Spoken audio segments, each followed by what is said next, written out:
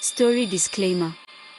This story is a work of fiction and is intended for entertainment purposes only.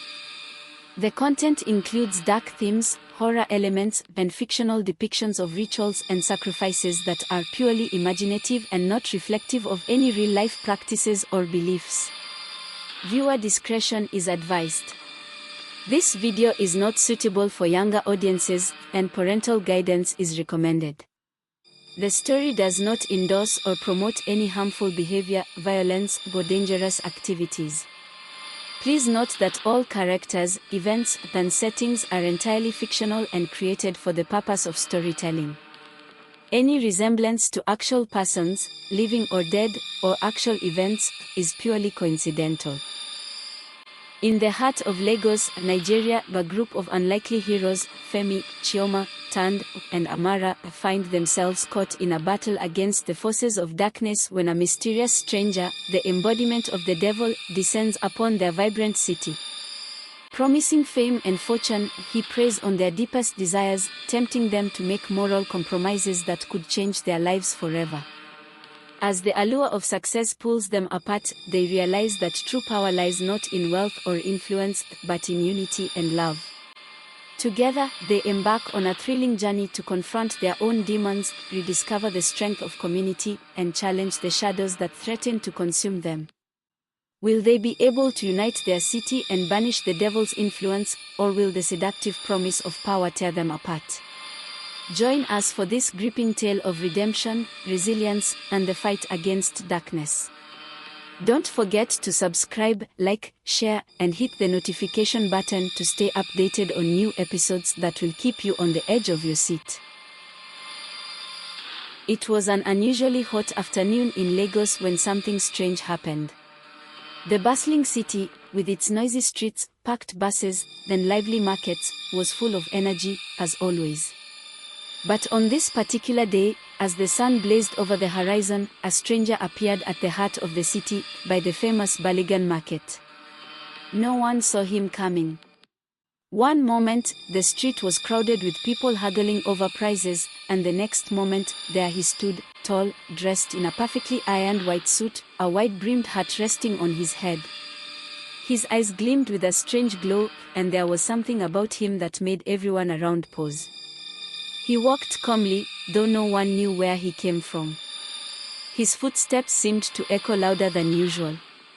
Even the Lagos wind seemed to whisper his arrival. People watched him but couldn't say a word. He smiled politely as he approached a group of men sitting outside a cafe, chatting about money and politics. "Gentlemen, may I join you?" His voice was smooth, almost hypnotic. The men, without thinking, nodded. The stranger took a seat and, without any introduction, started speaking. "I've come from far away," he began, "to offer something extraordinary. Something that can change your lives forever." The men exchanged puzzled looks. One of them, Mr. Femi, the richest among them, leaned forward. "And what might that be?" he asked, his curiosity piqued. "Influence," the stranger replied, his smile widening. "Fame. Power. More than you could ever imagine." The men laughed at first, but something in the stranger's eyes made them stop. There was a feeling, a deep, strange chill, that swept over them. And then, as if drawn in by invisible strings, they listened more closely. What the stranger promised sounded too good to be true. Success without effort. Influence without limits. All of Lagos at their feet. But there was one catch: they must trust him completely. As the sun dipped lower, Lagos began to feel different. The stranger's presence had cast a shadow over the city, a shadow that no one would soon forget. The next day, rumors of the white-suited stranger spread throughout Lagos like wildfire. Everyone had heard of the mysterious man who promised fame and fortune. But none of the men from the cafe could remember his name.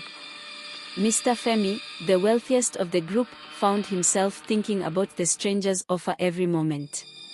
Early the following morning, Mr. Femi awoke to a knock on his door. When he opened it, the white-suited stranger stood before him, holding a piece of paper.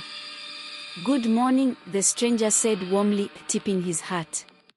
"I have something for you." Mr. Femi's heart raced. The stranger handed him the paper, a contract. "Sign this, and everything you desire will be yours," the stranger said. "But be careful, for what you ask for comes at a price." Mr. Femi hesitated. He was already successful, but what if he could have more? His fingers trembled as he held the pen, and just before signing, he asked, "What's the price?" The stranger smiled, but this time it wasn't warm, it was cold, unsettling. "Oh, just a small sacrifice. Nothing you can't handle." Without thinking, Mr. Femi signed. As soon as the pen left the paper, the stranger vanished into thin air, and an eerie wind blew through the room. Mr. Femi stared at the empty space where the stranger had been. He didn't know it yet, but nothing in his life would ever be the same. Within days of signing the contract, Mr. Femi's wealth doubled.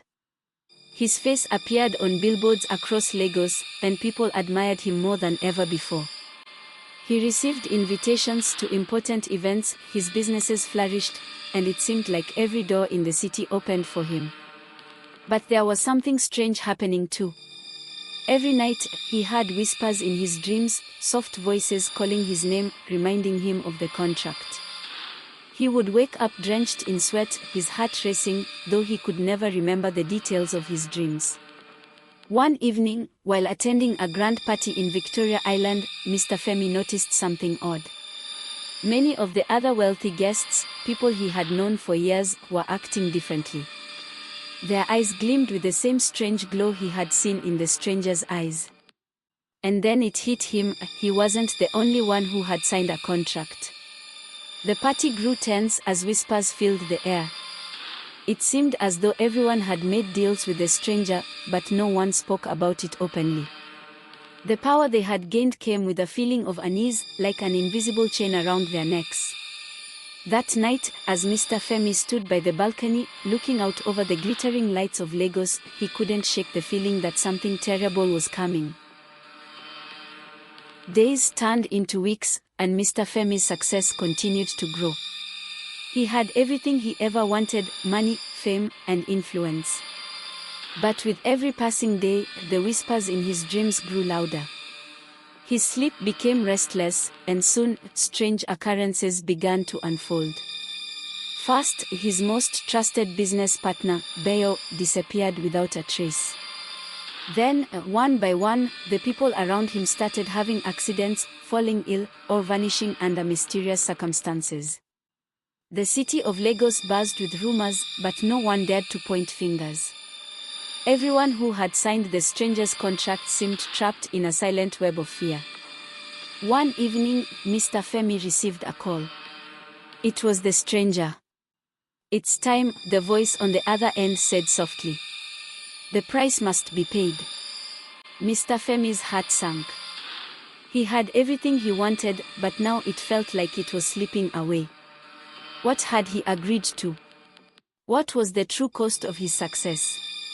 The stranger's voice echoed in his mind long after the call ended, leaving Mr. Femi with a chilling realization: his rise to fame came with a darker fate than he could have imagined. The next morning, Lagos felt different. The sky was still bright, and the streets were as busy as ever, but there was a sense of dread in the air. Mr. Femi walked through Baligan Market, where he used to feel like a king, with vendors shouting his name, offering the best deals. But now the air felt thick, and the familiar sounds of the market were drowned by the whispers in his head. As he passed through the narrow paths between the stalls, he noticed the eyes of the vendors following him, silent, watchful, suspicious. Whispers filled the air, but no one dared to speak to him directly. It was as if they knew something was wrong but didn't want to get involved. Suddenly, out of the corner of his eye, Mr. Femi saw a figure standing in the shadows. He stopped. The figure was a young woman, her face half covered by a scarf, but her eyes, those glowing eyes, were unmistakable. They were just like the stranger's. She gestured for him to follow her. Curiosity mixed with fear, but Mr. Femi couldn't resist.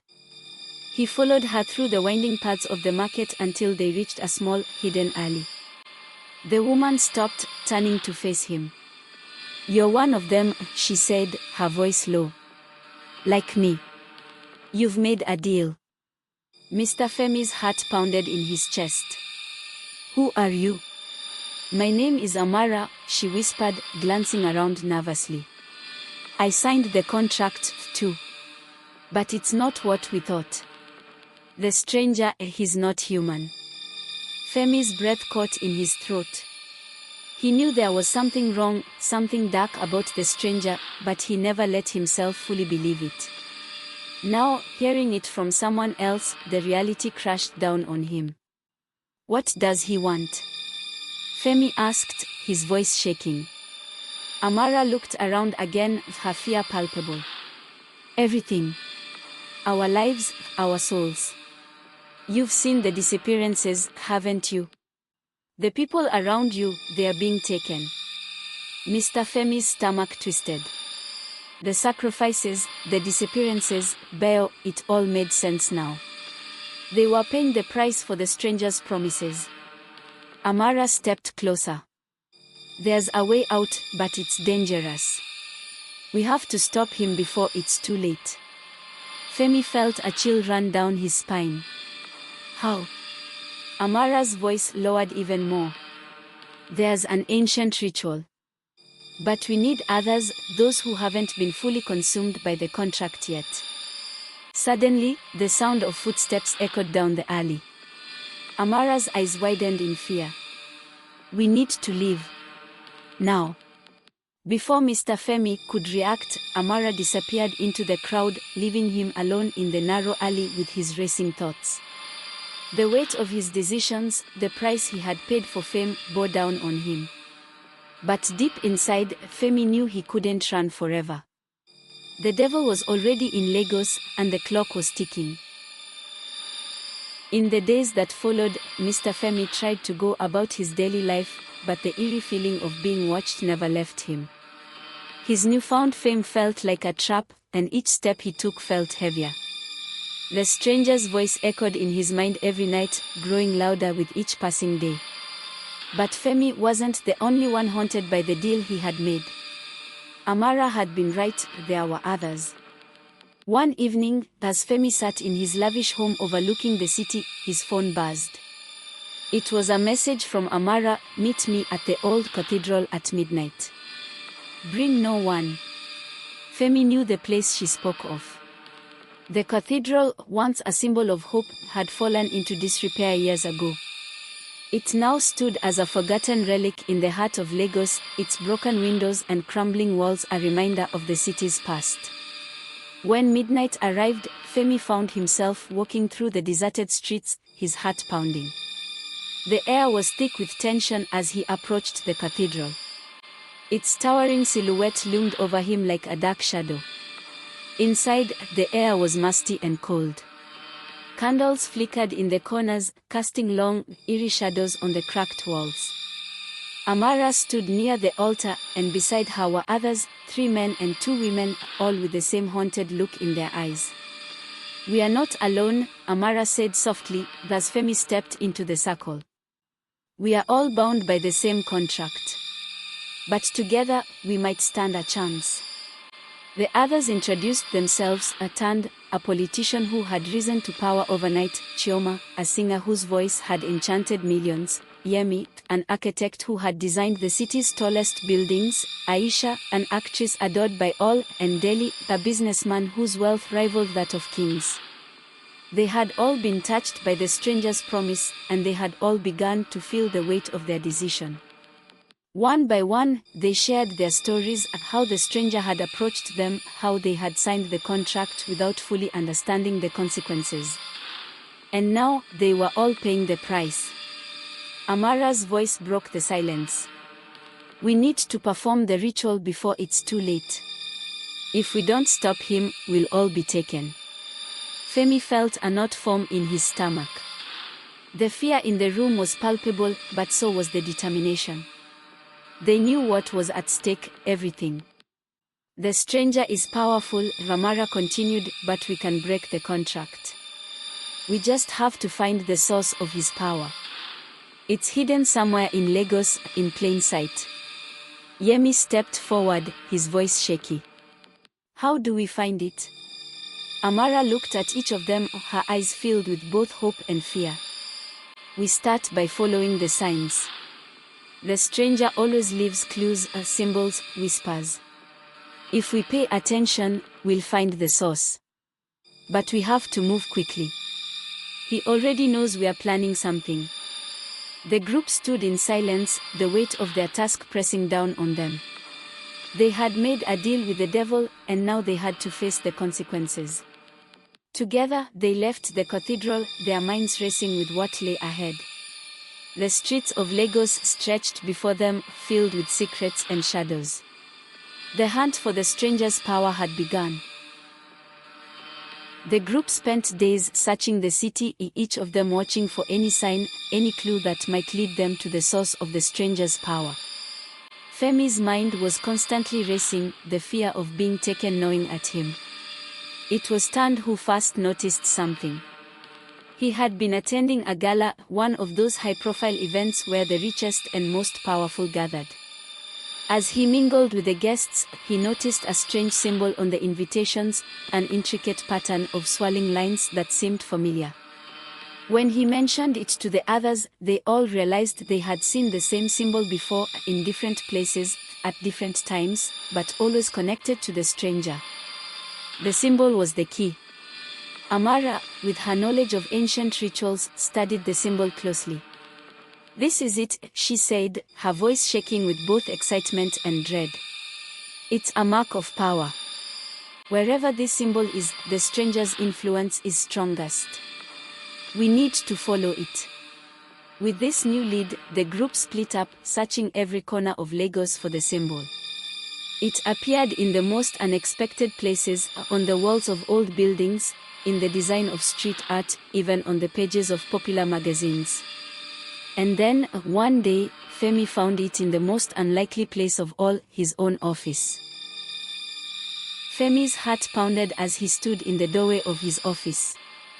There, on the glass wall behind his desk, was the same symbol they had been chasing. The swirling lines seemed to shimmer in the sunlight, mocking him with their presence. How had he not noticed it before? His mind raced. This was no coincidence. The stranger's influence had seeped into every corner of his life, including his place of work. The once grand office, the symbol of his success, now felt like a prison. Was this where the power source lay hidden? Without thinking, Femi walked toward the symbol, tracing its outline with his fingers. As he did, a cold chill swept through the room, and a low whisper filled the air. It was faint, almost inaudible, but Femi knew it wasn't just his imagination. The symbol wasn't just a mark, it was a doorway. Femi took a deep breath and called Amara. Amara, he whispered, I found the symbol. It's in my office. There was silence on the other end of the line, then Amara's voice, filled with urgency. Don't touch it. I'm coming over. Don't move. Femi hung up the phone, but his curiosity wouldn't let him wait. He couldn't help but stare at the symbol, its strange beauty drawing him in. The whispers grew louder, and he felt a pull deep within him, like the symbol was calling to him. Just as Femi was about to touch it again, there was a knock at the door. He jumped, snapping out of the trance. It was Amara, along with the rest of the group, Tunde, Chioma, Yemi, Raisha, and Deli. They rushed into the office, their faces tense with worry. We need to act fast, Amara said, her eyes scanning the symbol. This is it. The stranger's power is connected to this mark. We can break it here, but it won't be easy. How do we do it? Femi asked, his voice shaking. Amara pulled out an old, tattered book from her bag. There's a ritual. It's dangerous, but if we do it right, we can sever the connection and free ourselves from the contract. The group gathered around the symbol, their hearts racing. Amara began to read from the book, her voice steady but filled with tension. As the ritual progressed, the air in the room grew colder, and the whispers intensified, swirling around them like a dark cloud. Suddenly, the symbol began to glow, and the ground beneath them trembled. The power of the stranger was resisting, fighting back. The group held hands, their eyes wide with fear, but they pressed on, determined to break free. As the final words of the ritual were spoken, there was a blinding flash of light. The symbol exploded into a burst of energy, sending everyone flying across the room. The whispers stopped, and the air grew still. Femi slowly opened his eyes, his heart pounding. The symbol was gone, leaving nothing but a faint burn mark on the wall. Did it work? Tunde asked, his voice shaky. Amara stood up, dusting herself off. We've weakened him, but it's not over. There's still more to do. The stranger is not defeated yet. The group left Femi's office in a hurry, their nerves frayed and their minds racing. They had taken the first step in breaking free from the stranger's grasp, but they knew he wouldn't let them go so easily. The battle had only just begun. That night, Femi couldn't sleep. The events of the day played over and over in his mind. He had thought his success was the result of his hard work, but now he knew the truth. Everything had been orchestrated by the stranger. His fame, his wealth, his influence, it had all come with a price. As Femi lay in bed, staring at the ceiling, he heard a faint sound. At first, he thought it was just the wind, but then the voice came again, louder this time. It was the stranger. You think you can escape me, Femi? The voice whispered, sending a chill down his spine. You think a simple ritual can break my hold? You have no idea what you've unleashed. Femi sat up in bed, his heart racing. What do you want from me? The voice chuckled, dark and menacing. I gave you everything, and now you want to take it all back. But it's too late. The contract is sealed. You belong to me, Femi. All of you. Panic surged through Femi's body. The ritual hadn't worked, at least, not completely. The stranger was still watching, still controlling their lives. You can't hide from me, the voice continued. I'll be watching, waiting. And when the time is right, I'll take what's mine. Femi's hands trembled as the voice faded away, leaving him in a cold sweat. He knew now that the stranger wasn't just a threat, he was a force, a dark presence that wouldn't rest until they were all consumed. The next morning, Femi met with the others at Amara's small apartment. They sat in a circle, their faces drawn with exhaustion and fear. The ritual had taken its toll, but the stranger's warning weighed even heavier on their minds. We have to find out more about him, Amara said, her voice determined. We need to know where he came from, how he got this power. If we can understand him, maybe we can stop him. But how? Aisha asked. He's not human. He's something else, something beyond our understanding. Amara pulled out the old book again. This isn't just any book. It's filled with ancient knowledge, secrets that most people don't even know exist. There has to be something in here that can help us. The group spent hours poring over the book, searching for anything that might give them a clue about the stranger's origins. The pages were filled with strange symbols and cryptic passages, but nothing seemed to make sense. Just when they were about to give up, Chioma pointed to a small, faded note at the bottom of one of the pages. Look at this, she said, her voice excited. It talks about an ancient cult that worshipped a powerful being, one that could grant fame, fortune, and influence, but at a terrible price. Amara's eyes widened. That's it. That's what the stranger is, the manifestation of that being. He's been feeding off our desires, our greed. And now he wants to collect. The group sat in stunned silence, the weight of the revelation sinking in. They had made a deal with something far darker than they had imagined, and now they were trapped. But there's still hope, Amara said, her voice steady.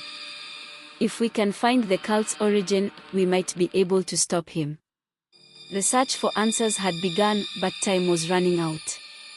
The stranger was watching, waiting for his moment to strike.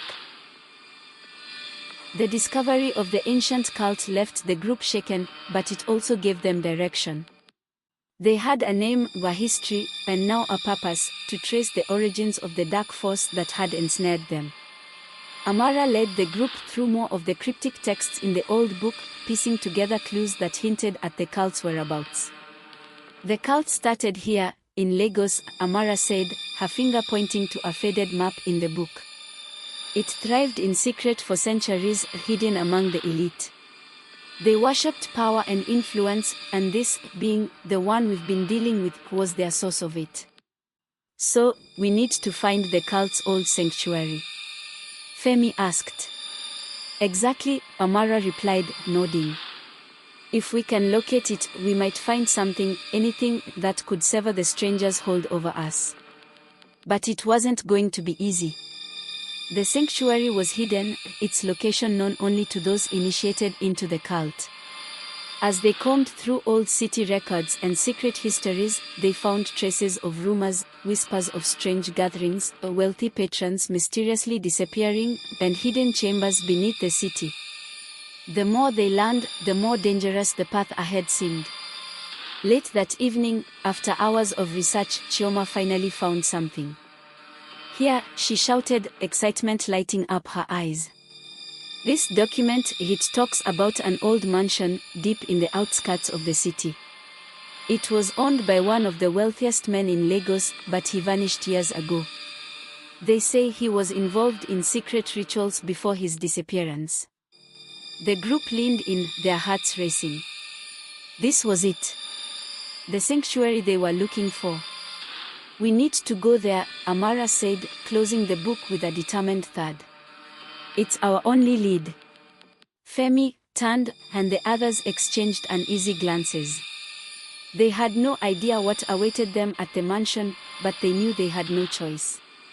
They had to confront the source of the power that had trapped them. The next day, the group made their way to the outskirts of Lagos. The streets grew quieter as they left the bustling city behind, heading toward the isolated area where the mansion stood. Their hearts were heavy with dread, but they pressed on, knowing that this might be their only chance to break free from the stranger's grip. When they finally arrived, the mansion loomed before them, dark and foreboding. It was a massive, crumbling structure, its once grand walls now covered in ivy and decay. The windows were dark, and an eerie silence hung in the air. This is it, Amara whispered, her voice trembling slightly. The cult's sanctuary. They stepped inside, the floorboards creaking under their feet. The air was thick with dust and the scent of something old, something forgotten. As they moved deeper into the mansion, the temperature seemed to drop, and the shadows grew longer. They found room after room filled with strange artifacts, ancient masks, faded paintings, and peculiar objects that seemed to pulse with a dark energy. But what really caught their attention was a hidden door in the floor, barely visible beneath a worn rug. Amara knelt down and pulled the rug aside, revealing a trapdoor with the same symbol they had seen in Femi's office etched into the wood. "This is it," she said, her voice filled with awe. The entrance to the cult's inner chamber. With trembling hands, Femi opened the trapdoor, revealing a steep staircase descending into darkness. The group exchanged nervous glances, but they knew they had come too far to turn back now. They descended the stairs one by one, the darkness swallowing them whole. As they reached the bottom, they found themselves in a massive underground chamber, dimly lit by flickering torches mounted on the walls. The air was thick with the scent of smoke and something far more sinister. At the center of the room stood an altar, carved with the same swirling patterns they had seen before. Around the altar were stone statues of robed figures, their faces obscured by shadows. It was clear that this was where the rituals had taken place, the source of the dark power that had ensnared them. Suddenly, a voice echoed through the chamber, deep and menacing. "You should not have come here." The group froze, their eyes darting around the room. The voice belonged to the stranger. "You think you can break free?" the voice continued, mocking them. "You are mine. You always have been." A cold wind swept through the chamber, and the torches flickered. The shadows seemed to come alive, swirling around the room, closing in on the group. "We need to finish the ritual," Amara shouted, her voice filled with urgency. "Now." The group rushed toward the altar, their hearts pounding. They gathered around it, holding hands, as Amara began to chant the words from the book. The air grew thick with tension as the shadows pressed in, the stranger's presence growing stronger with each passing second. But they didn't stop. They couldn't. This was their only chance to sever the connection. As Amara spoke the final words of the ritual, the ground shook violently, and the altar began to glow with an otherworldly light. The shadows screamed, twisting and writhing as they were pulled toward the altar, consumed by the light. The group held on, their eyes squeezed shut, as the chamber filled with a blinding brilliance. And then, just as suddenly as it had begun, it was over. The light faded, and the chamber fell silent. The air was still, and the shadows were gone. Femi opened his eyes, his heart racing. The altar was cold and lifeless now, the symbols no longer glowing. The power had been broken, at least, for now. But as they made their way back up the stairs, they knew the stranger wasn't truly gone. He was watching, waiting for his moment to strike again. Back in the city, Femi and the group tried to return to their normal lives, but things were different now. The fear of the stranger's return lingered in their minds, casting a shadow over everything they did. Every corner they turned, every stranger they passed, felt like a potential threat. But the stranger was far from finished. Late one night, Femi received a message on his phone, a text from an unknown number. It was a simple message, but it chilled him to the bone. "Did you really think it would be that easy?" The stranger was still out there, and this time, he was playing by his own rules. The fight was far from over. Days passed since the group's chilling encounter at the mansion, but Femi couldn't shake the feeling that they had only scratched the surface of the stranger's power. The text message still haunted him, as if it were a ghost lingering in the back of his mind. He hadn't told the others about it, fearing that the revelation would only deepen their dread. One night, as Femi lay in bed staring at the ceiling, something strange happened. The air in his room grew colder, and a faint whisper filled the space, one that seemed to come from nowhere and everywhere at once. "Come to me," the voice said softly, a dangerous allure in its tone. Femi bolted upright, his heart racing. The voice was the same as the one from the underground chamber. The stranger. Without thinking, Femi grabbed his phone and raced out of the apartment, desperate to clear his mind. He ran down the streets of Lagos, the city still alive with people and noise. Yet, despite the bustling surroundings, he felt utterly alone, as if an invisible hand were guiding him. Before he realized it, Femi found himself standing in front of the large iron gates of an abandoned building. The gates were slightly ajar, beckoning him inside. He had never been here before, but something told him that this was no coincidence. Steeling himself, Femi pushed through the gates and entered the courtyard. The building loomed before him, old and crumbling, much like the mansion they had explored days ago. Yet there was something about this place, something darker, more sinister. As Femi approached the entrance, he noticed symbols carved into the stone walls, the same swirling patterns he had seen in the cult's sanctuary. His heart pounded in his chest as he stepped inside. The interior of the building was a vast, empty space, save for a single figure standing in the middle of the room. It was the stranger, cloaked in darkness, his eyes glowing with a fiery light. "I've been waiting for you," the stranger said, his voice echoing through the room. "You and your friends have been playing a dangerous game, Femi. But now, the real game begins." Femi took a step back, fear gripping him. What do you want? The stranger smiled, a wicked grin that sent chills down Femi's spine. It's not what I want, but what you want. I've given you a taste of power, success, and influence, and yet you try to run from me. But deep down, you know you can't resist. Fame, fortune, control, these things are within your grasp. All you have to do is embrace it. Femi shook his head, his mind racing.